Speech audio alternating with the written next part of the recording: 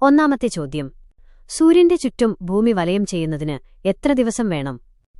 Options: A 300, B 360, C 365, D 366.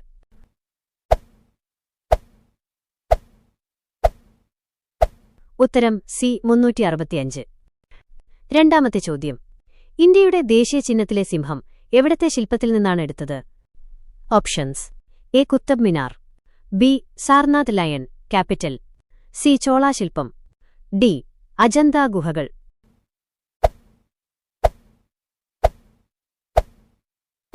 ഉത്തരം B Sarnath lion capital. മൂന്നാമത്തെ ചോദ്യം. ഇന്ത്യയിൽ ആദ്യമായി കമ്പ്യൂട്ടർ സ്ഥാപിച്ച സംസ്ഥാനം ഏത്? Options: A Tamil Nadu, B Kerala, C Maharashtra, D Punjab.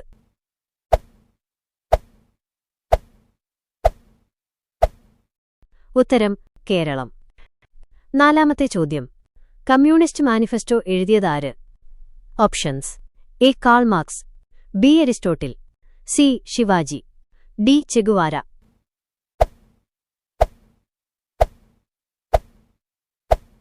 ഉത്തരം എ കാൾ മാർക്സ്. അഞ്ചാമത്തെ ചോദ്യം. ഇന്ത്യയിലെ ആദ്യ ബ്രിട്ടീഷ് ഗവർണർ ജനറൽ ആര്? Options: A Warren Hastings, B Canning, C Cornwallis, D Carson.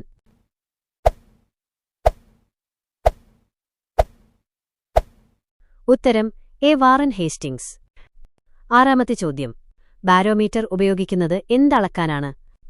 Options: A താപനില, ബി വായുമർദ്ദം, സി ആർദ്രത, ഡി വെളിച്ചം.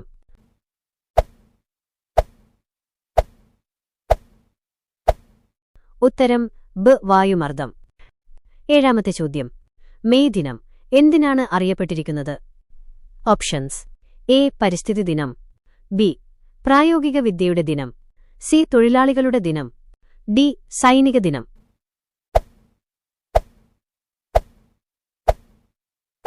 ഉത്തരം സി തൊഴിലാളികളുടെ ദിനം.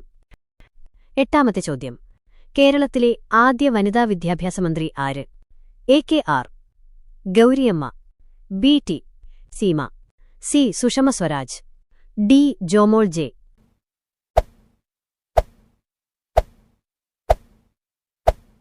ഉത്തരം എ കെ ആർ, ഗൗരിയമ്മ. ഒമ്പതാമത്തെ ചോദ്യം. രവിവർമ്മ ജനിച്ചത് എവിടെയാണ്?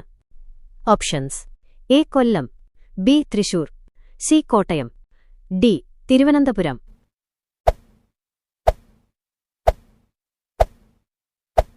ഉത്തരം ഡി തിരുവനന്തപുരം. പത്താമത്തെ ചോദ്യം. ആദ്യമായി ആഴ്ചയെ 7 ദിവസങ്ങളായി തിരിച്ചത് ഏത് സംസ്കാരത്തിലാണ്? Options: A Greek, B Egyptian, C Babylonian, D Chinese.